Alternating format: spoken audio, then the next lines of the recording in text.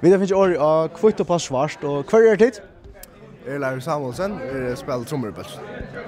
Bjarke Hansen og Sintje. Daniel Gamma Skutterson, sang og gitar. Bjarne Lisberg, keyboard. Trond Høgnason, gitar. Heine Winter Jonsson, bass. Hvordan en sånn drønjabalker som tykker kommet sammen? Ja, det ganske oppe det kunne så Jeg og Daniel har spalt nek sammen før. La, og så Hva skal skje? og så har vi faktisk ringt til alle her spurt om de vil spille vi som bøtsen til å se kappingen i år. Han helt Så det var fullt simpelt, helt orkester. simpelt det det var kjele det skulle være det ene som ikke var sånn.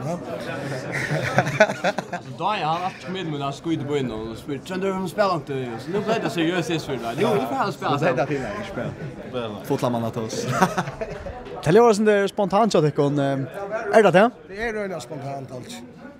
Ikke langt. Ikke langt. Nå har vi vant til den. Vi har vant til røyne, jeg opp til det her. Nå er det seriøst. Nå er det seriøst.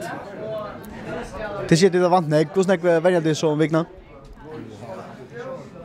Så ofte alt vant. Tørste for en vikna? Ja, så gjør jeg Vi har haft en Ja, ja. allt orkester samman har haft en 6-7 vänner samman. Som har varit en 3 timmar eller så. 2 timmar. Hvordan gjør vi tilfære? Er det tekst og sang til egna, eller lana dit fra øron? Se och gå. Det är också Robbie Williams. Nej.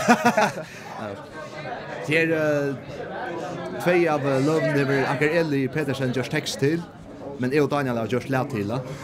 Så två av hin Lövn som kommer fram för kväll. Det har jag och Daniel just text och lät till. Och det är ett lögn i förskon så. En sånn kapping som cement, hon nejo for ambitiøse unga tonlagare? Ja, alltid Ja, absolut att hon är särskilt nu då det sker några andra kapping eller andra tillsteg innanför ett hållag för med det. Att få ett hållag att hänga i och spela och skriva nytt slö. Jag vill säga att nu tillför man här är visat då i dessa kappingarna. Det är skillnad när det är möjligheter i förhjul. Lötna. Om det är ska komma vidare till finalen och ända vunnit den, kvart det ser för bak som tycker han? Det skulle være Vi tycker det är för Daniel Bjarka. Det är som är mest spänt på att vinna alltid. Det är som är alla för samma bötterna och nog tar. Det är ju stidtaggarna till. Och har just det löjne så. Nej, det tror jag. Ja, alltså så hvis vi kommer så länge som man vinner så ändrar vi nog vi att göra en affär vi ut eller en demo eller en EP som man säger. Ja. Tack för det och gå Edne. Tack för det.